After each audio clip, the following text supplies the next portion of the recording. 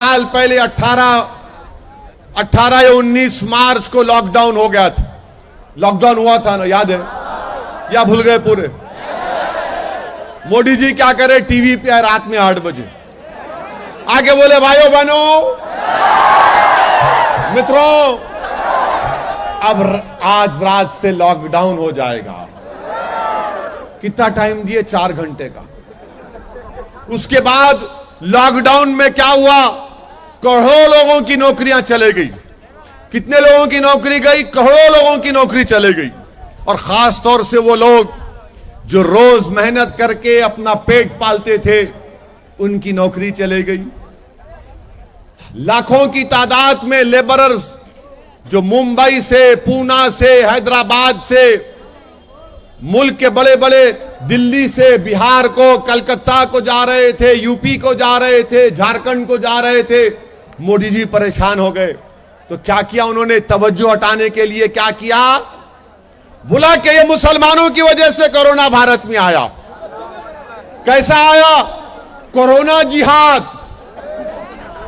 और कहा ये तबलीगी जमात के लोग जिम्मेदार, ये तबलीगी जमात के लोगों की वजह से कोरोना आया। जबकि मुल्क में, भारत में सबसे पहला अगर कोई कोरोना का पेशेंट मिला, मालूम कहां मिला आपको? केरला में मिला। उन्हें कौन था? इटालियन था। उन्हें इटालियन था। मगर मुसलमानों से नफरत पैदा करने के लिए, इस्लाम से नफरत पैदा करने के लिए संघ परिवार और बीजेपी ने कह दिया तबलीगी जमात आने कोरोना जिहाद। आप बताइए, वाकई में तारीफ करना ये आरएसएस बीजेपी वालों की। क्या दिमाग है भाई, परफेक्ट दिमाग। कोरोना को भी इन्होंने कलमा पढ़ा दिए। बोले तो कलमा पढ़ ले कोरोना को बोले पढ़ ले अशहदु अल्ला इलाहा इल्लल्लाह व अशहदु अन्ना मुहम्मद रसूलुल्लाह। क्या बीमारी का कोई मजहब होता? कोई मजहब होता बीमारी का? बताइए आप। मगर मकसद क्या था कि अपनी नाकामियों की तवज्जो हटा दो और मुसलमानों पे डाल दो। तबलीगी जमात के लोगों को पकड़ा पकड़ी शुरू हो गई। अच्छा, फिर यह पकड़ा पकड़ी का असर यह भी हुआ कि वाईएसआरसीपी का डिप्टी चीफ मिनिस्टर, क्या नाम है उसका? नारायण स्वामी। भूल गए? अरे कैसा भूल जाते भाई आप लोग। नहीं भूलना मेरे भाई, याद रखना। देखो नौजवानों, याद रखो इन तमाम बातों को। वाईएसआरसीपी का डिप्टी चीफ मिनिस्टर नारायण स्वामी है नहीं है? उन्होंने क्या स्टेटमेंट दिए थे? क्या बोले थे? ये मुसलमाना गंदे हैं, साफ सुथरा नहीं रहते, खाना अच्छा नहीं खाते, इसलिए कोरोना इनसे पहला। अरे नारायण स्वामी साहब, आप आ जाओ, मैं बताता हूं कितना हम साफ सुथरा रहते। हम एक पेशाब का खतरा हमारे जिस्म पर गिर गया तो उसको साफ करते, अल्लाह की इबादत करना हमको। मगर ये नारायण स्वामी बोल दिए और आप लोग खामोश बैठ गए। कौन नारायण स्वामी के खिलाफ आवाज उठाया? मैं हैदराबाद में बैठा था, मीडिया के लोग वापिस आए, मेरे से पूछे, मैं बोला खबरदार, अगर हमारे पे उंगली उठाएंगे ठीक नहीं है, याद रखो। क्या एक्शन लिए वाईएसआरसीपी के लोग? हम यहां पे हिंदूपुर को आ रहे तो बोले, मत आओ साहब, अच्छा माहौल है। आपका डिप्टी चीफ मिनिस्टर इस तरह की वाहियात बात किया, कोई कुछ नहीं बोलते। और माशाल्लाह आप लोगों को भी याद नहीं है। याद रखना चाहिए, क्योंकि हमेशा याद रखो, अच्छे वक्त में तो सब तारीफ करते, जब बुरा वक्त आता ना तो जब शैतान की जहनियत का अंदाजा होता हमारे को। जब इनके दिमागों में जो छुपा है, अल्लाह इनकी जबान से निकाल देता कि ये इनकी नीयत है, ये इनके अज़ाइम है, ये इनकी सोच है और ये इनकी नफरत है। मेरे अजीज दोस्तों और बुजुर्गों, तबलीगी जमात के लोगों पर जुल्म एक के बाद एक पकड़ कर डालते गए। नहीं इनका करे, उनका करे। कोरोना का कोई मजहब नहीं था, ना कोई मजहब है। अगर अमेरिका में फैल गया 5 लाख लोग अमेरिका में मर गए अब तक। कौन फैलाया वहां पे? इटली में, जर्मनी में, इंग्लैंड में अभी भी चल रहा है, बर्तानिया में। मगर हमारा एक ही मुल्क है जहां पर मुसलमानों को, इस्लाम को बदनाम करने के लिए साजिश रची गई। मगर अल्लाह का लाख लाख करम है कि अल्लाह सुब्हाना व तआला ने इनकी साजिश में इनको नाकाम कर दिया। इनकी झूठ इनके मुंह पर पड़ गई। पूरे कोर्ट में केसेस चले और कोर्ट में केस गया तो एक के बाद एक कोर्ट बोल रहा कि तुमने गलत किया, इनका कोई रोल नहीं है, छोड़ो इनको। पूरे केसेस खत्म हो गए अल्हम्दुलिल्लाह। मेरे अजीज दोस्तों और बुजुर्गों, मेरी आपसे इल्तिजा है कि आप समझिए इन तमाम चीजों को। हो सकता कि आपको मेरी बहुत सी बातें शायद समझ में नहीं आ रही होगी कि आखिर क्या हो गया जसउद्दीन ओवैसी को, क्या जो YSRCP के बारे में भी कह रहे हैं। मेरे भाई, जो सच्चाई है ना उसको बयान करना जरूरी है, जो हकीकत है उसको बयान करना जरूरी है, और डरने और घबराने की जरूरत नहीं है। आपको अपनी पार्टी को कामयाब करना है और 10 तारीख के दिन अपना एक एक वोट पतंग के निशान पर लगाना है।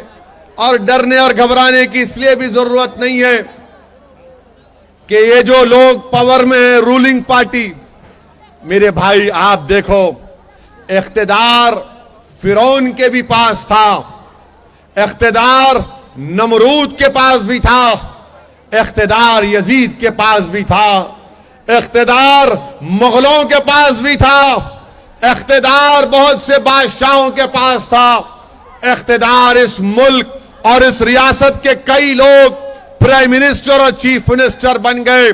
मगर इख्तिदार वक्तिया होता है, टेम्पररी होता है, टेम्पररी होता है। जो लोग गरीबों से सही इज्जत करते, इंसाफ करते, नफरत नहीं करते, अल्लाह उनको बार बार कामयाब करते रहता है। मगर जो लोग नफरत की राजनीति कर रहे हैं, इंशाअल्लाह ताला खुदरत उनको हराएगी, खुदरत उनको हराएगी।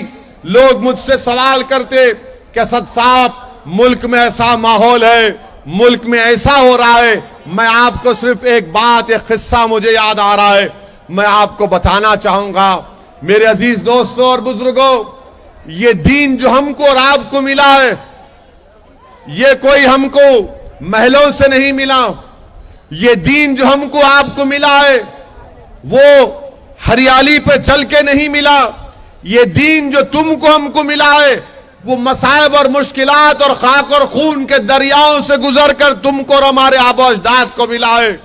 इस दीन को जो हमको तुमको मिला है, इसमें हमारे रसूल सल्लल्लाहु अलैहि वसल्लम को ताइफ के सफर में अपने खून में नहाना पड़ा। ये दीन जो हमको तुमको मिला है, मेरे आका सल्लल्लाहु अलैहि वसल्लम के दंदाने मुबारक शहीद हुए थे। ये दीन जो तुमको और मुझको मिला है, ये तुमको मैदानों में हरियाली पर चल के नहीं मिला, बल्कि बदर हुनैन से तुमको दीन मिला है। ये दीन अगर तुमको मिला है तो इसमें हजरत बिलाल की कुर्बानियां शामिल है, जिनको गरम गरम रेत पर लिटाकर गरम गरम पत्थर रख दिया जाता था।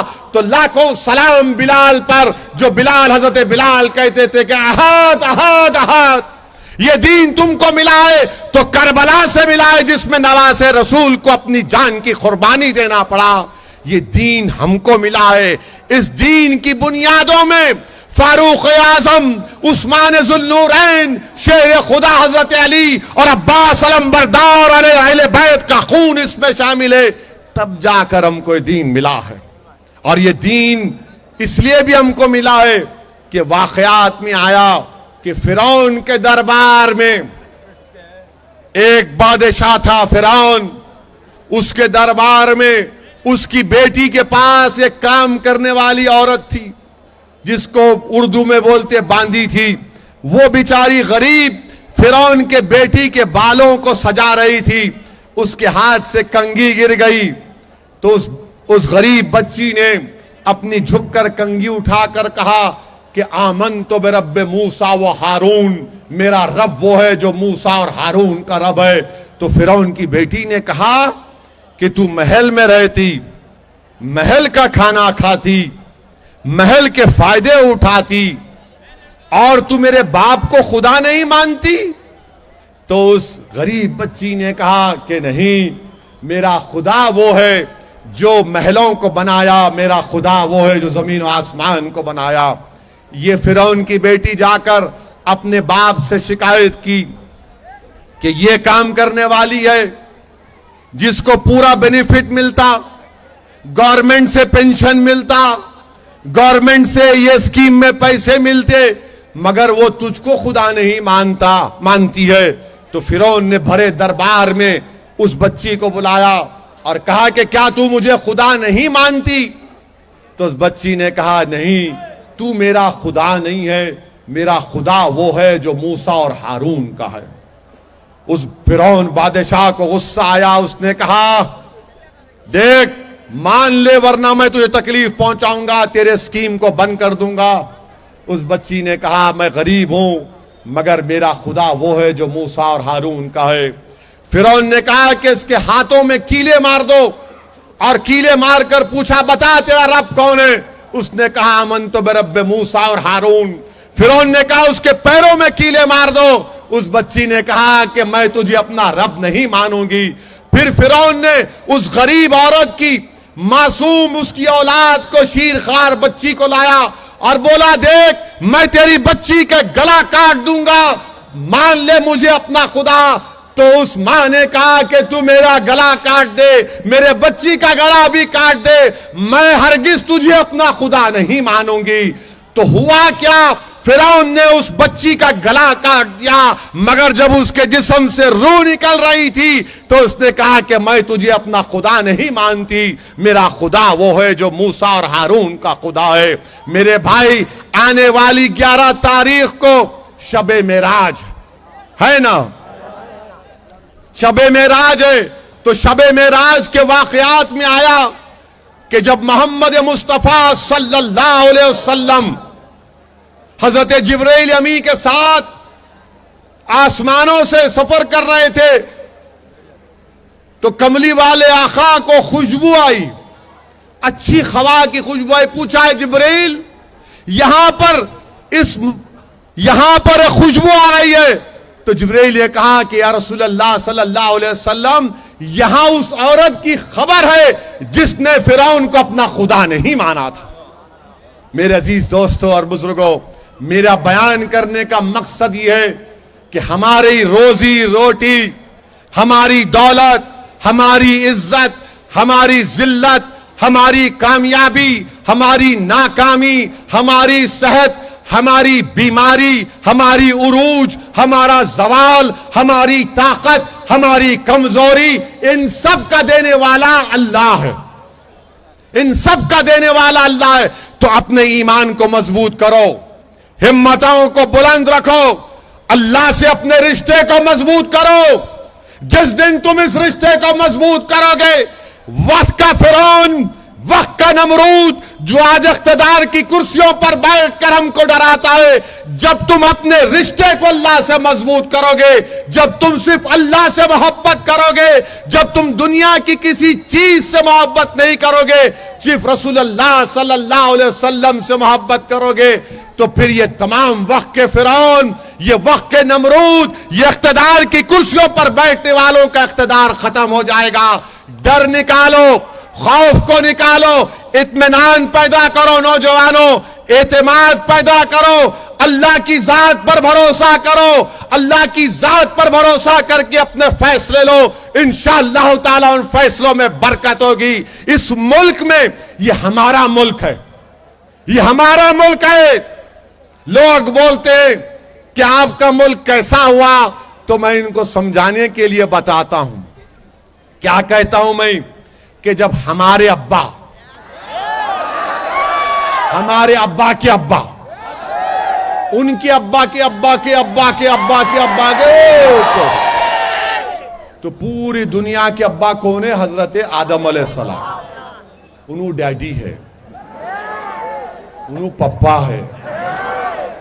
आदम अलैहिस्सलाम, जब अल्लाह उनको दुनिया में भेजा तो हमारे अब्बा कहां कदम रखे थे? कहां रखे थे? यही कदम रखे थे ना। तो जब बाप कदम रखे तो बाप की जागीर होती नहीं होती? होती ना। अब ये आके बोल रहे तुम्हारे को पाकिस्तान भी जाएंगे, तुम्हारे को वो करेंगे। रे अब्बा की जमीनें कहीं जाने वाले नहीं है। इंशाअल्लाह यहीं रहेंगे इंशाअल्लाह ताला। अब्बा की जमीन है, कोई माइका लाल हमको हिला नहीं सकेगा इंशाअल्लाह।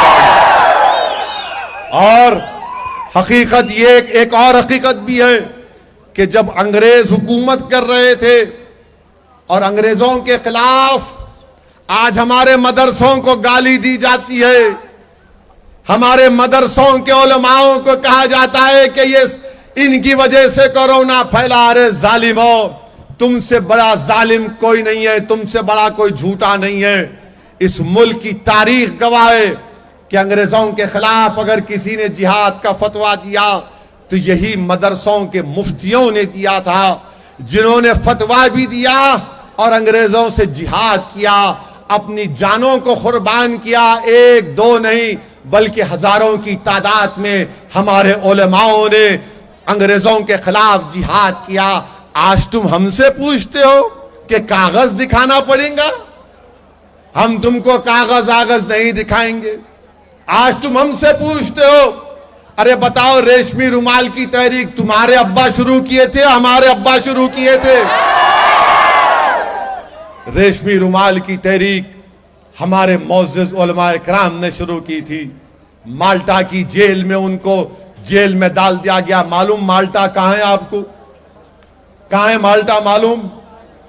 कोई जरूरत नहीं, अंधेरा होने दो, अपन खुद नूर है अल्हम्दुलिल्लाह। अपना वजूद, हमारा वजूद खुद एक रोशनी है इंशाअल्लाह ताला। नूर तो रसूलुल्लाह सल्लल्लाहु अलैहि वसल्लम का। हमारा वजूद इंशाअल्लाह ताला इस दुनिया के अंधेरों को चीरता है और चीरता रहेगा। आपको मालूम माल्टा कहां है? माल्टा कहां है मालूम आपको? माल्टा यूरोप में है। आप सोचो कि भारत से किसी को ले जाकर माल्टा में यूरोप में रखना। मेरे भाई, हमारे बुजुर्ग माल्टा भी चले गए। अल्लामा फजले खैराबादी को काला पानी की सजा दी गई। अंडमान, वहां पर आपके अंडमान निकोबार में वहां पर काला पानी वहां पर रखा गया। उनसे कहा गया कि आपको फांसी पे चढ़ा दिया जाएगा। तो अल्लामा फजले खैराबादी ने कहा कि हक तो यह है कि हक अदा ना हो सका। मेरे भाई, इस मुल्क में हमको अपने बुजुर्गों के जानशीन बन के रहना है, हमारे बुजुर्गों के सक्सेसर बन के रहना है। गुलाम बन के ना थे ना कभी रहेंगे इंशाअल्लाह ताला। अगर हम किसी के गुलाम हैं तो मोहम्मद अरबी सल्लल्लाहु अलैहि वसल्लम के गुलाम हैं। उनकी गुलामी का तोख डालकर पिलेंगे। मगर किसी सियासी पार्टी के लीडर का या वक्त का चीफ मिनिस्टर हो या वक्त का प्राइम मिनिस्टर हो, इनके इख्तिदार को देखकर हम इनके आगे सर नहीं झुकाएंगे, बल्कि इनकी आंखों में आंखें डालकर भारत का संविधान हमको इजाजत देता है कि हम इनकी आंखों में आंखें डालकर इनसे हक का मुतालबा करें। वो काम आपको करना है मेरे भाई। वो काम आपको करने के लिए मैं आज आपके दरमियान में आया हूं। मैं आपसे अपील कर रहा हूं कि हिंदुपुर में एक तारीख को रकम कर दीजिए, एक तारीख बनाइए। और ये YSRCP वालों को मैं पूछना चाह रहा हूं, पाशा, ये लास्ट असेंबली इलेक्शन में आप कैसा हारे? मैं ही हराया आके। मैं आया था क्या? मेरा कोई कैंडिडेट था यहां पे, फिर भी हारे ना। कौन जीते यहां पे? हाँ, उन्होंने जीते जो थप्पड़ मारते हर एक को। कि आदमी को जिताए भाई तुम लोग अभी, आप नहीं। आप तो दिए वोट इनको, YSR दिए ना? नहीं दिए? फिर कहीं को हारे हो? कहीं को पूछो ना भाई, अपने आप से पूछो, क्यों हारे हो? क्यों हारे हो? मेरे भाई, इसीलिए आपको बोल रहा हूं, आप अब अपनी लीडरशिप को बनाओ। ये हमारे पे क्या हो जाता है ना, इनको जिताना, इनको हराना। मेरे भाई अब अपने आप को जिताओ 10 तारीख को आप इंशाअल्लाह ताला। आप 10 तारीख को मजलिस के 9 कैंडिडेट को कामयाब कर दो। अनंतपुर से मजलिस के उम्मीदवारों को कामयाब करिए, अधोनी में कामयाब करिए, करनूल में करिए, नंदीकोटकूर में करिए और विजयवाड़ा में करिए, गुंटूर में करिए। जहां जहां एमआईएम पार्टी के कैंडिडेट है वहां पर करिए आप और इनको कामयाब करिए। अपनी लीडरशिप बनाइए, डरने और घबराने की जरूरत नहीं है। और मैं आपसे अपील कर रहा हूं, इख्तिदार सबके पास से जाएगा। आपने देखा ना, चंद्रबाबू नायडू वाइजाग एयरपोर्ट पे अकेले बैठे हुए नीचे जमीन के ऊपर। अकेले बैठ के जमीन पे, मैं नहीं जाता, मेरे को जाना है बाहर। कैसा बैठे देखो आप।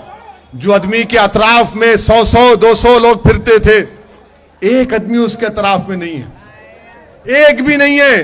क्यों हुआ? चंद्रबाबू नायडू मोदी को प्राइम मिनिस्टर बनाए ना। तो जो मोदी को प्राइम मिनिस्टर बनाए, कुदरत ने बता दिया कि तूने मोदी को बनाया, हम तेरे को जमीन पे बिठा देते। तो हम भी जो YSRCP के लोग हैं उनको भी बोल रहे, मेरे भाई समझो मोदी को। ये लोग आंध्र प्रदेश पे नजर लगाकर बैठे हैं। आप कुछ भी कर लो, कितने मर्तबा दिल्ली को जाके आ जाओ, आप कुछ होने वाला नहीं है। उनका मकसद क्या है कि आंध्र प्रदेश में बीजेपी की हुकूमत बनना। और अगर कौन रोक सकता है उनको? आप रोक सकते, हम रोकेंगे इंशाअल्लाह ताला। और कैसे रोकेंगे? अपनी पार्टी के उम्मीदवारों को कामयाब करो, अपनी पार्टी की लीडरशिप को बनाओ। याद रखो, आप बीजेपी से मुकाबला आइडियोलॉजी की बुनियाद पर होगा, हौसले की बुनियाद पर होगा, अज़म की बुनियाद पर होगा, कुर्बानियों की बुनियाद पर होगा। बेखौफ होकर मुकाबला करना पड़ेगा। जो हमारा संविधान हमको इजाजत देता है कि बगैर तशद्दुद के ये तमाम चीजें आपको करना है। मेरी आपसे गुजारिश है कि 10 तारीख के दिन अपना एक वोट पतंग के निशान पर लगाइए। और मैं आपसे एक बात पूछकर अपनी बात को खत्म करना चाहूंगा, क्या आप तमाम 10 तारीख के दिन मजलिस को वोट देंगे? पतंग के निशान पे वोट लगाएंगे? क्या भाई साहब, पतंग के निशान पर आप लोग भी देंगे वोट? तो फिर आप तमाम से मेरी गुजारिश है